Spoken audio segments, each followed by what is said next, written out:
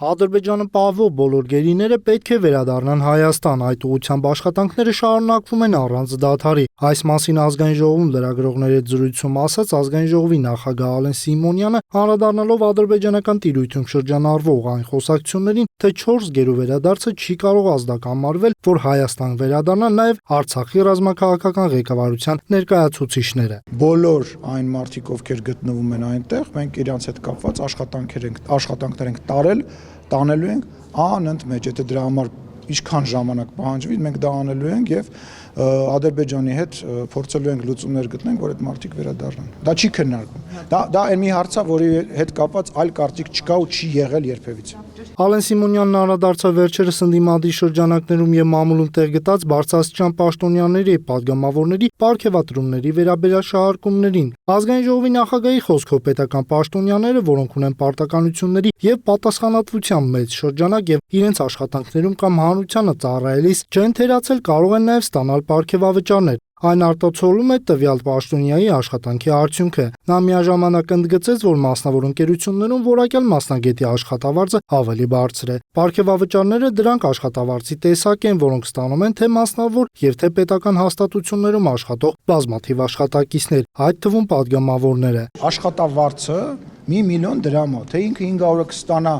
ամսվա սկզբին, մնացածը կհավաքվի կստանա տարվա վերջում, որի անունը կդնենք պարգևավճար, այդ մարդու աշխատավարձն է այդքան։ Որևիցե դա պարգևատրել բառից է կարճել, բայց ես ասում եմ, կրկնում եմ, դա ձևակերպումն է, դա այդ մարդու աշխատավարձն է։ Ալեն Սիմոնյանը խոսեց նաև առաջիկա խորհրդարանական ընտրություններում ԿՊ նախընտրական ցուցակի մասին, ընդգծելով, որ դրանում ընդգրկվել է 300 անձ, իսկ վերջնական ցուցակը ձևավորվելու է կուսակցության արտահերթ համաժողովից հետո թեկնածուներին ընտրելու են պատվիրակները։ Ինչ վերաբերում է Հայաստան խմբակցությանը, ապա դրա այս կազմով կամ քանակով ներկայացվածությունը հաջորդ գումարման Ազգային ժողովում Ալեն Սիմոնյանը համարեց ոչ իրատեսական, իսկ նույն խմբակցության падգամավոր Լևոն Քոչարյանի վերջերս արած հայտարարություններին Ազգային ժողովի խոսնակը պատասխանեց այսպես. Ես չեմ համարում, որ ինքը լուրջ քաղաքական գործիչ է, որին ես պետք է մեկնաբանեմ,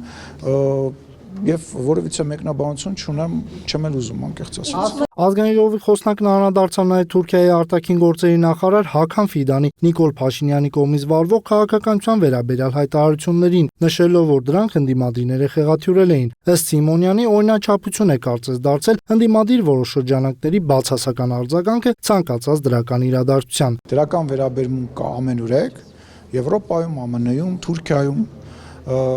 մեր բոլոր հարևանների մոտ, Վրաստան, Իրան, Ադրբեջան, բացի մեր ընդդիմադիր որոշ շրջանակների եւ ռուսական որոշ պրոպագանդիստների։ Իդեպ Ալեն Սիմոնյանը լրագրողներին տեղեկացրեց, որ առաջիկայում իր գործընկերոջ հրավերով պաշտոնական այց կկատարի Ռուսաստանի Դաշնություն։